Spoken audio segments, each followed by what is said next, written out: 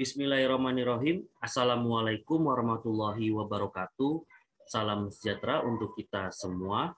Bertemu lagi dengan saya Muhammad Ilham Haji Fatur Rahman, Esos MSI, dalam video pembelajaran e-learning Institut Tiami. Pada kesempatan kali ini kita akan membahas materi chapter 2 tentang sejarah perkembangan sistem administrasi negara di Indonesia pada mata kuliah Sistem Administrasi Negara Indonesia. Teman-teman mahasiswa yang saya banggakan, pada pertemuan kedua ini kita coba akan membahas mengenai sejarah perkembangan sistem negara di Indonesia. Sejarah perkembangan sistem administrasi negara Indonesia. Nah, dalam pembahasan ini saya buat kerangka outline materi pembahasannya ada 6 yang akan kita bahas, mulai dari pendahuluan, lalu sistem administrasi negara di Indonesia masa pra-kemerdekaan, lalu sistem administrasi negara di Indonesia masa Orde Lama atau ala kemerdekaan, lalu sistem administrasi negara di Indonesia masa Orde Baru pasca kemerdekaan, kemudian sistem administrasi negara di Indonesia masa era reformasi, dan sistem administrasi negara di Indonesia masa pandemi COVID-19 saat ini. Oke, kita lanjut teman-teman mahasiswa yang saya banggakan. Pertama, pendahuluan. Jadi kalau kita bicara konteks administrasi negara, itu akan selalu berkorelasi dengan lingkungannya sehingga mempengaruhi lingkungan dan konfigurasinya. Artinya betapa penting administrasi negara dalam kehidupan masyarakat atau kehidupan manusia. Lalu dalam perkembangan dan peran administrasi negara di Indonesia tercermin adanya dua hal, yaitu adanya interaksi publik, perkembangan ideologi kelompok politik. Nah, di sini konteksnya, teman-teman mahasiswa, interaksi publik ini berkaitan dengan administrasi negara yang lalu dituangkan dalam produk kebijakan publik lalu dilaksanakan melalui implementasinya pelayanan publik. Nah, tujuannya adalah perubahan penyempurnaan administrasi negara agar lebih sesuai dengan kepentingan pencapaian tujuan politik dan tujuan umum. Oke, teman-teman mahasiswa dan mahasiswi yang saya banggakan, kita masuk ke pembahasan sistem administrasi negara di Indonesia masa pra-kemerdekaan. Nah, bicara sistem administrasi negara yang ada di Indonesia sebetulnya sudah ada dan sudah diterapkan pada masa pra-kemerdekaan. Ketika itu pada fase di mana pra-kemerdekaan itu kita sudah dijajah oleh Belanda dan Jepang. Kita lama dijajah oleh Hindia Belanda kurang lebih sekitar 3,5 abad ketika dijajah, lalu dijajah kembali oleh masa penjajahan Jepang hanya 3,5 tahun. Nah, teman-teman mahasiswa yang budiman, ketika masa penjajahan Belanda, pada masa pemerintahan Belanda, peran administrasi negara masih sangat terbatas. Jadi sifatnya hanya untuk menjaga keamanan dan ketertiban wilayah jajahan dan hanya digunakan untuk kepentingan pemerintahan rakyat Belanda. Ketika itu disebut Hindia Belanda. Tetapi mulai tahun 1920-an, ruang lingkup administrasi negara Belanda mengalami perubahan sehingga pelayanan sistem administrasi negara dapat dirasakan oleh rakyat Indonesia. Namun terbatas hanya sekelompok elit atau kelompok elit, yaitu golongan bangsa saja. Nah, kenapa ketika itu ada perubahan tahun 90-an? Karena ini ada kebijakan moral Belanda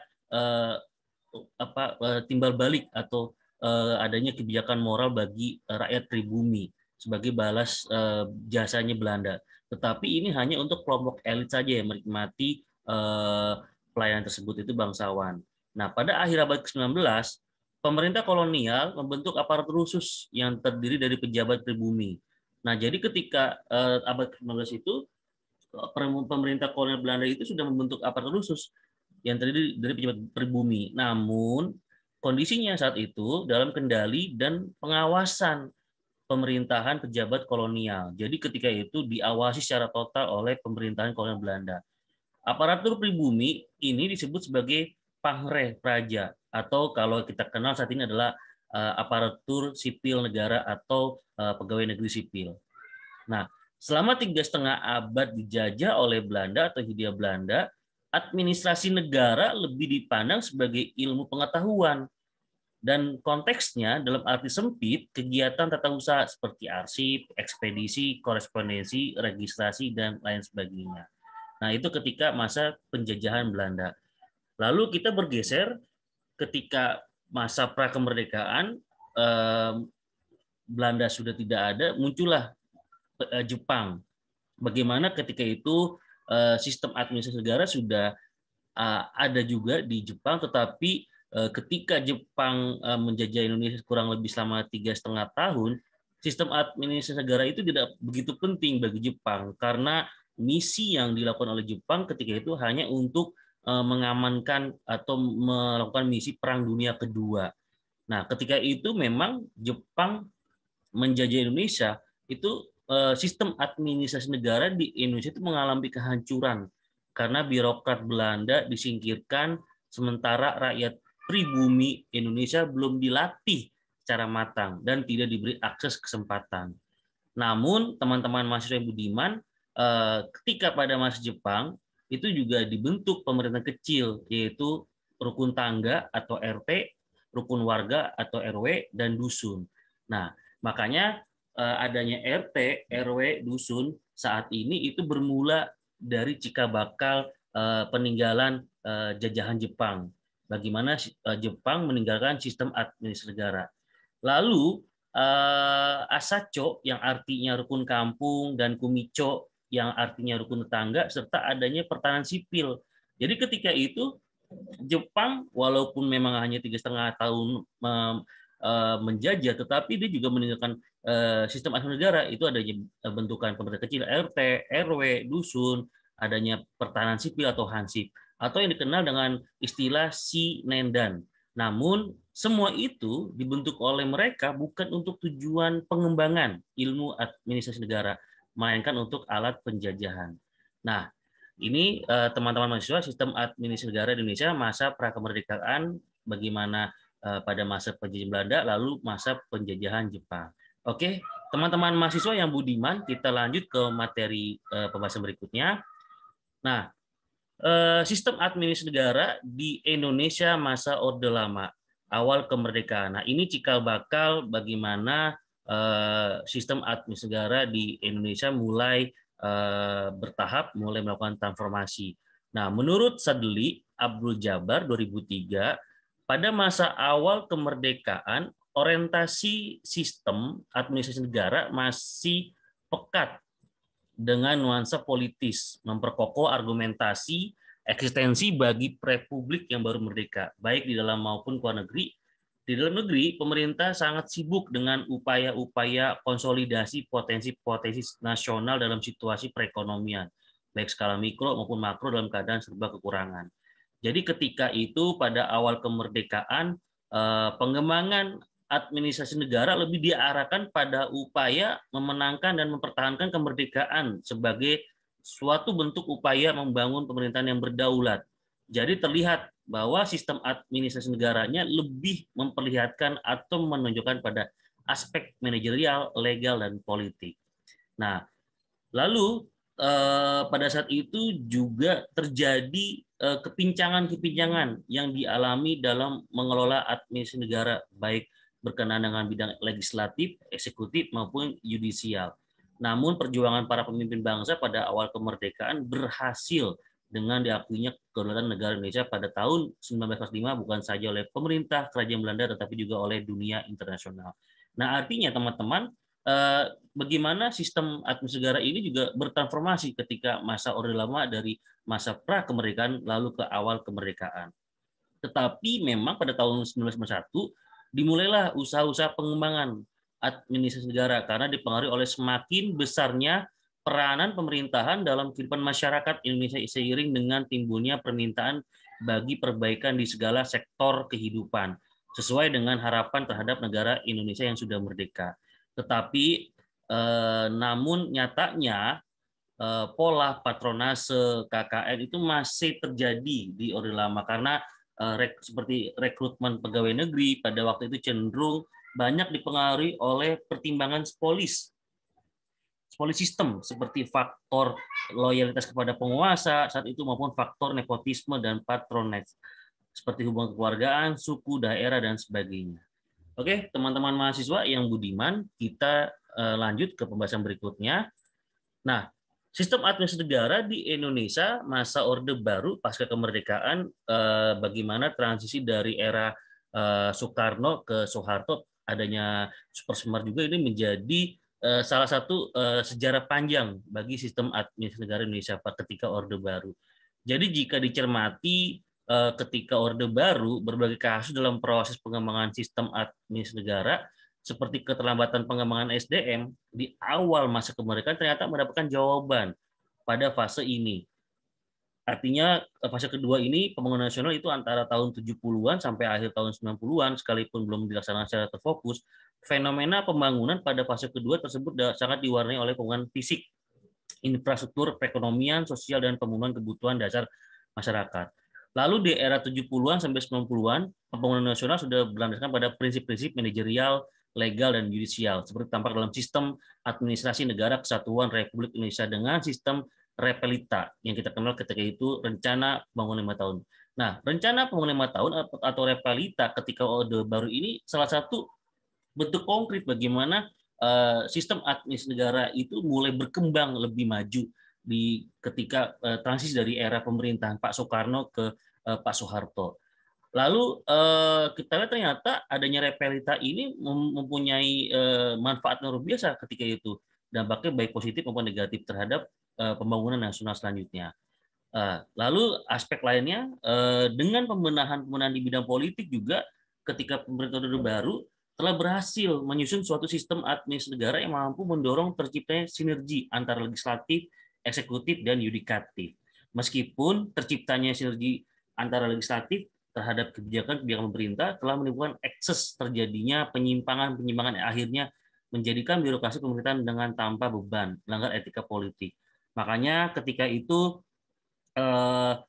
bagaimana sistem administrasi negara Indonesia pada masa Orde Baru itu masih banyak ketimpangan. Bagaimana ketika itu sistem pemerintahan bersifat sentralisasi, sehingga kue pembangunan nasional dan pelayanan itu hanya dirasakan oleh pusat, oleh fokus Pulau Jawa. Selain itu tingginya budaya patronase dan praktek KKN. Bagaimana ketika itu era Orde Baru sistem administrasi negara itu dikuasai oleh satu partai politik sehingga menaungi semua kancah politik nasional. Bagaimana Pak Harto memimpin selama 32 atau 33 tahun memimpin ketika Orde Baru ini juga menjadi salah satu catatan positif maupun catatan negatifnya. Nah, ini teman-teman mahasiswa sistem administrasi negara di Indonesia masa Orde Baru, dampak plus minusnya. Oke, teman-teman mahasiswa yang budiman, kita lanjut ke pembahasan berikutnya.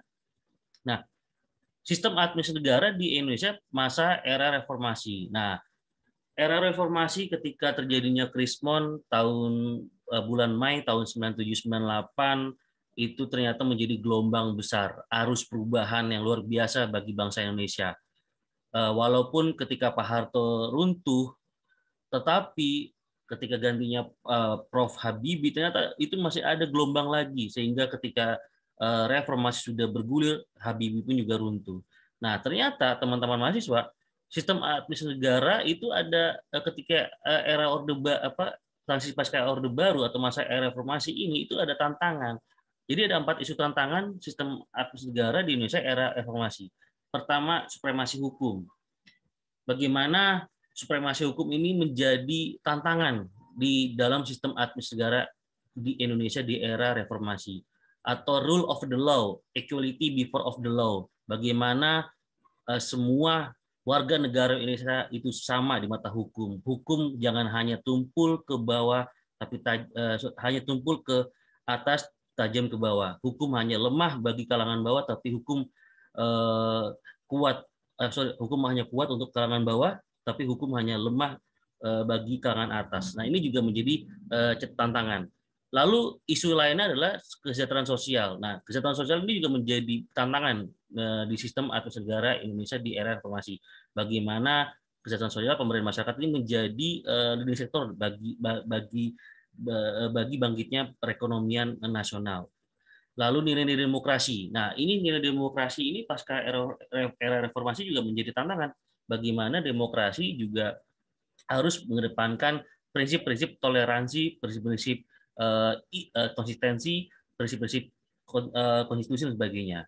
Nah, sementara tantangan-tantangan tersebut timbul sejalan dengan semakin pesatnya ilmu pengetahuan, termasuk institusi ilmu administrasi di seluruh pelosok tanah air. Hal tersebut dirasakan dalam tuntunan untuk meningkatkan sumber daya manusia di daerah yang kini memiliki kekuasaan mengelola. Bagaimana ketika sistem administrasi negara masa era reformasi ini dari sentralisasi berubah menjadi desentralisasi. Artinya adanya prinsip otonomi daerah pasca Orde Baru atau di era reformasi. Lalu menurut Nugroho tahun 2003, sistem administrasi negara publik yang efektif adalah administrasi negara yang mengembangkan efektivitasnya dengan mengembangkan kemampuan intinya atau core kompetensi.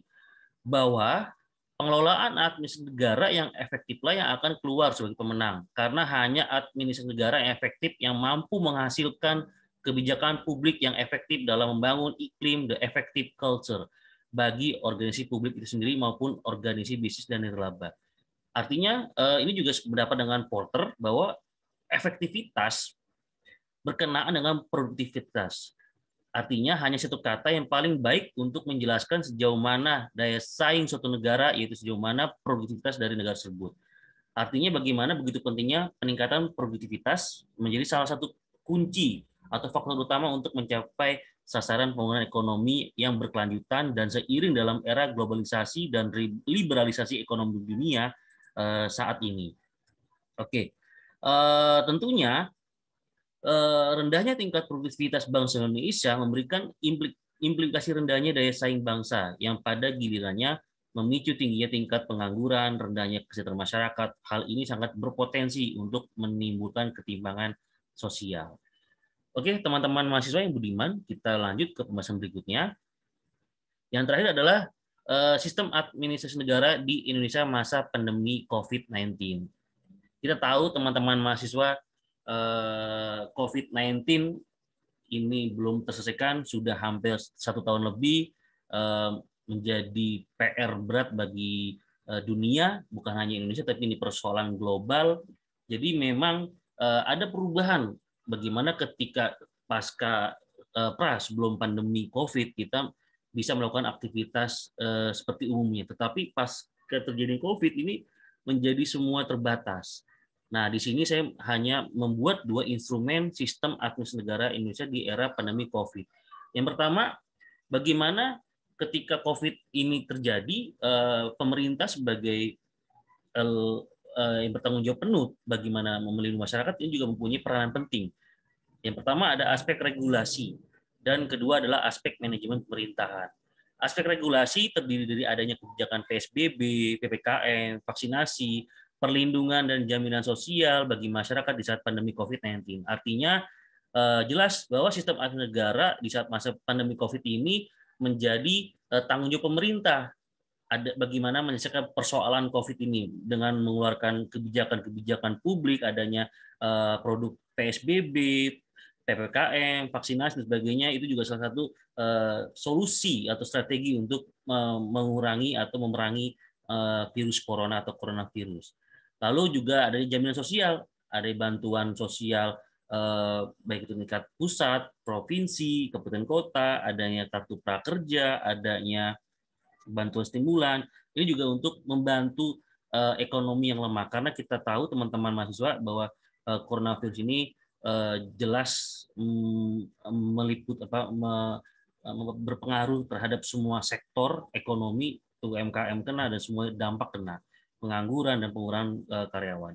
Lalu yang kedua, aspek manajemen pemerintahan. Jelas yang tadi saya katakan, sebelum era COVID kita bisa melakukan kegiatan tatap muka tatap muka belajar langsung, tapi saat ini kita daring, belajar dari rumah, bekerja dari rumah atau WFH atau WFO dan sebagainya. Nah, aspek manajemen pemerintahan ada pelayanan publik digital, work from home dan work from office. Nah, ini juga menjadi dunia baru bagaimana sekarang ini juga adanya keterbatasan sehingga pelayanan publik itu semua serba digital.